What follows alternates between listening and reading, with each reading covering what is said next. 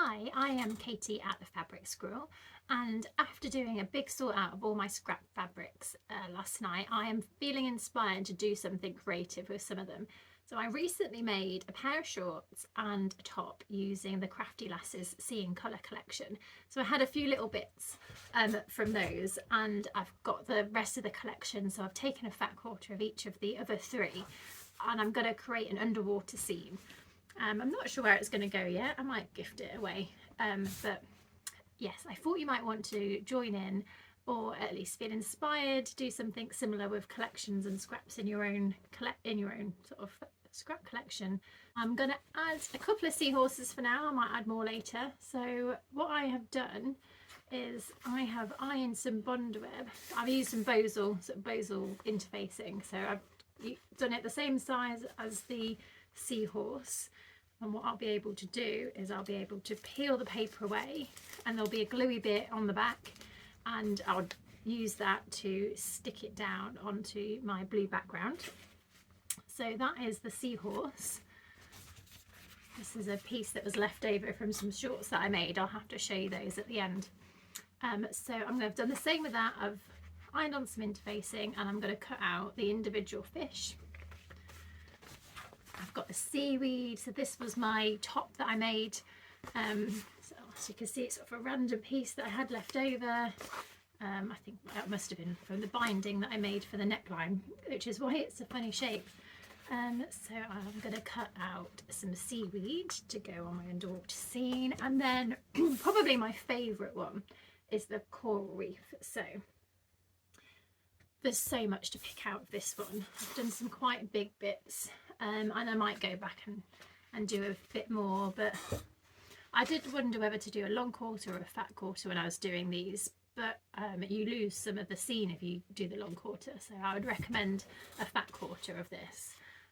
There is one sort of big sort of section here of coral, so I think I'm going to cut that bit out, and then this one again, sort of like a nice little section, and then there are lots of little bits, so to help layer it up, I'm going to cut some of the smaller bits out. So yeah, I'll move on to the next step. Right, I've got all my pieces, and now I'm going to do some cutting out. So I'm going to start with my seaweed, and I'm just going to pick out certain parts. I'm going to do this bit a bit roughly, and then I'm going to come back to it to neaten it up. So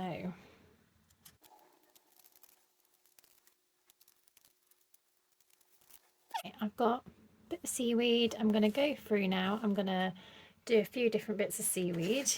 I'm going to do that with all the pieces, so I'm just going to show an example of the fish as well.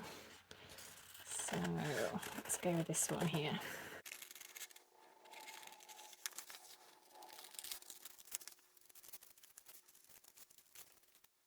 It's going to be a little bit fiddly. It's going to take some time and some patience, but it's going to be really therapeutic. Okay, so that's my first little fish, my first bit of seaweed, and now I'll crack on with the rest. Okay, so I've had a little bit of a change of plan.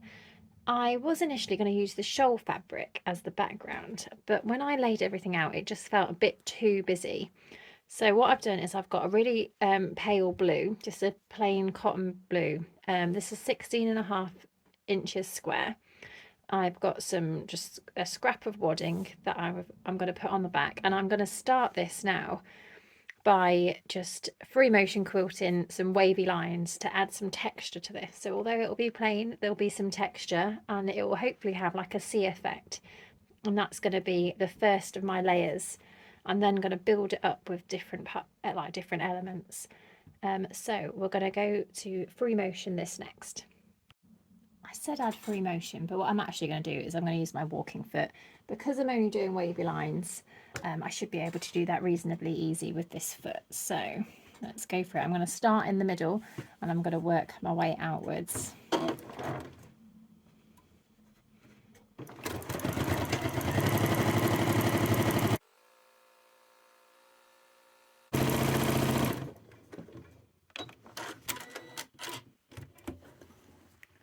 So that's my first line, and I'm going to keep going. Now I have used a thread that is, I didn't want it to be an exact match. It's slightly darker, and that's going to help add the texture. And I might do it quite big and then change the shade of the blue thread as well in between, just to add a bit more. I'll see how I go. I have decided to leave it here with just two colours. I don't want to go OTT because I'm going to keep layering this up. The next layer I'm going to do is the shawls.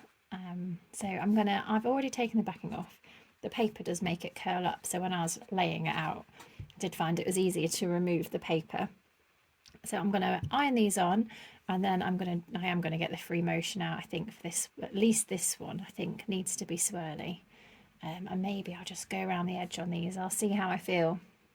So that is my next step. Okay, I have ironed the fish on, and I'm going to do some free motion quilting on this one. So I have changed the foot. I've decided to keep to the lighter blue. I'm going to start on the outside and work my way in.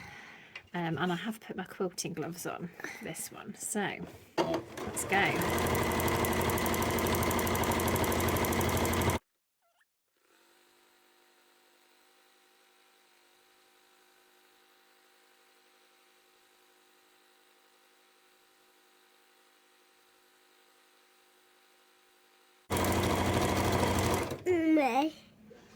Alfie's decided to join me.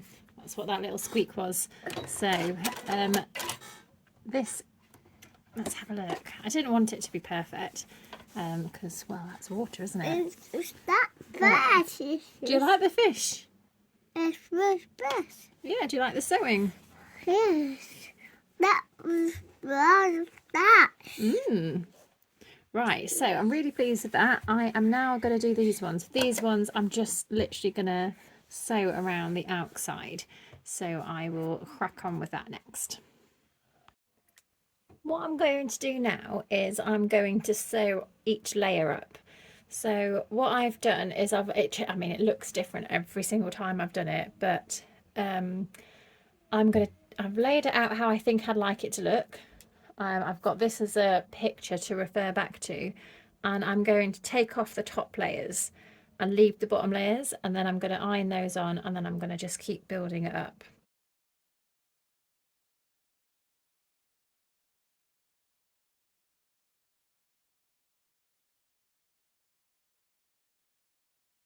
I think we're pretty much just seahorse. That one fish, a bit of seaweed. Okay, so I'm going to press these in place. I'm not going to risk moving it. I'm going to bring the iron over here and slip them out underneath. That layer is done.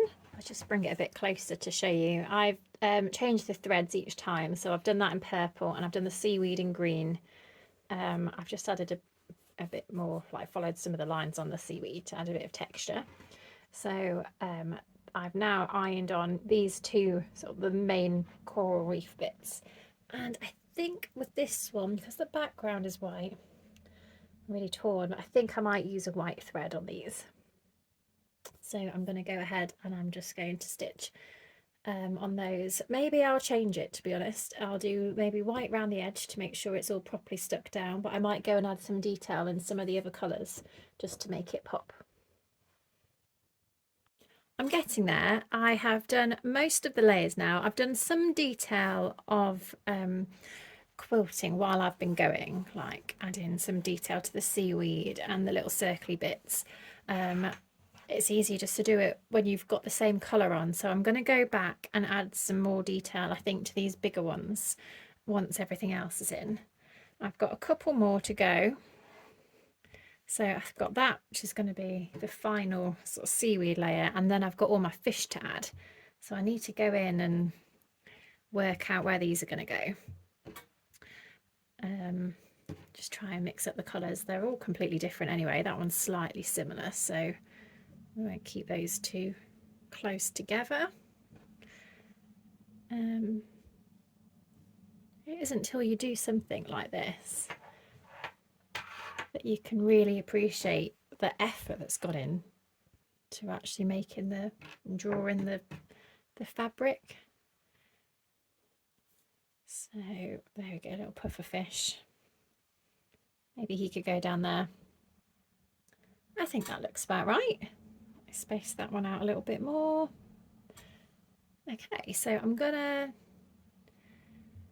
press those on, and then I'm gonna get, I think, the dark blue, the same as the background, to finish those off. Then it'll just be a case of finishing the edges, getting it ready to hang.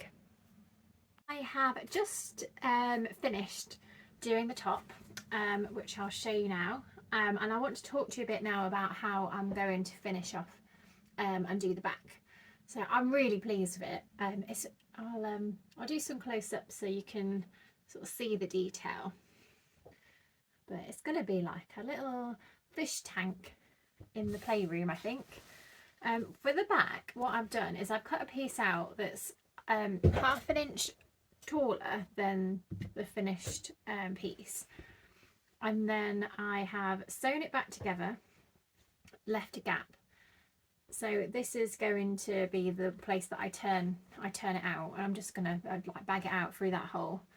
I've also done a runner here.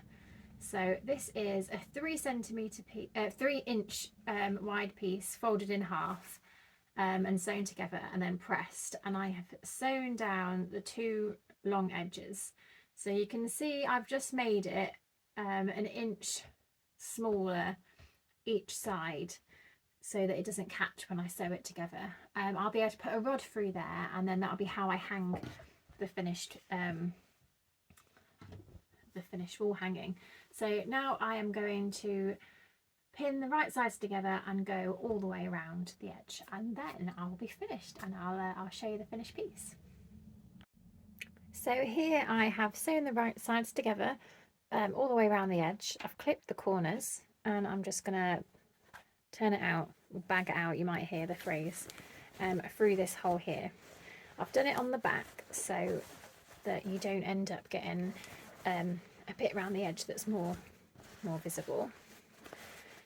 It's a trick that I learned on a little sewing course with Stuart Hillard, actually. I'd never thought about doing it before, and it seems so obvious once he said it. I'm going to use just a knitting needle just to poke these corners out.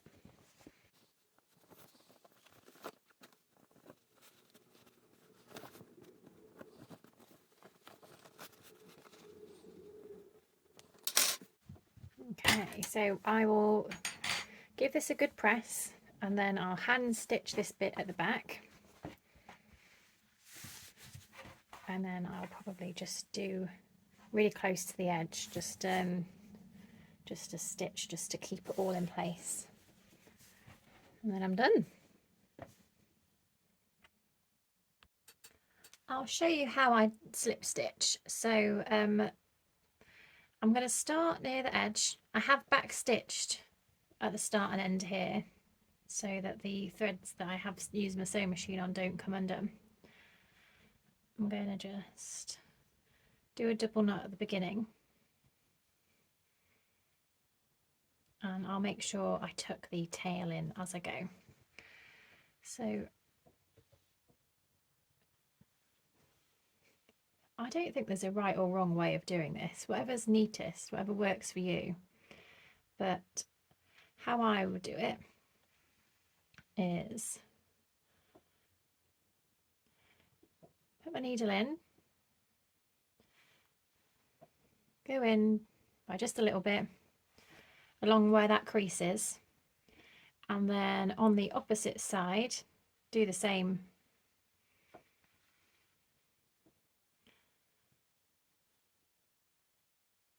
So put my needle in, go in maybe like a quarter of an inch or so, pull it through, and then on the opposite side, directly opposite, pull it through. And for me, I just find that is the neatest way to finish off, like doing a slip stitch and hiding the gap. You'd never know. So I'm gonna go ahead and do that. You don't need to watch me do it all. So I have finished the, I don't really know what to call it. It's just, for me, it's like art, and this is sort of where my love of textiles came in when I was at school. Wall hanging, I'll call it a wall hanging. So it is done. The back is done. Now what I have is just a wooden dowel stick thing. I don't know about you, but I am a big lover of plants. I always have house plants everywhere. So if I order them online occasionally, they come with these sticks in so that they don't get squished, and I have like a plastic topper on. So I've cut this down to size. I always keep them because you never know when you're going to need them.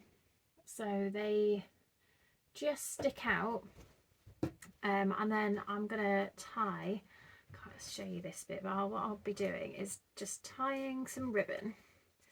And the ribbon that I've used is just some plain white ribbon that you get to tie, that ties up your fat quarter bundles that you buy. So obviously we always like to keep those. So you don't need anything too special. I've not gone and got anything. It's all just what's handy. So I'm sure if you don't have these exact things, you can improvise as well at home.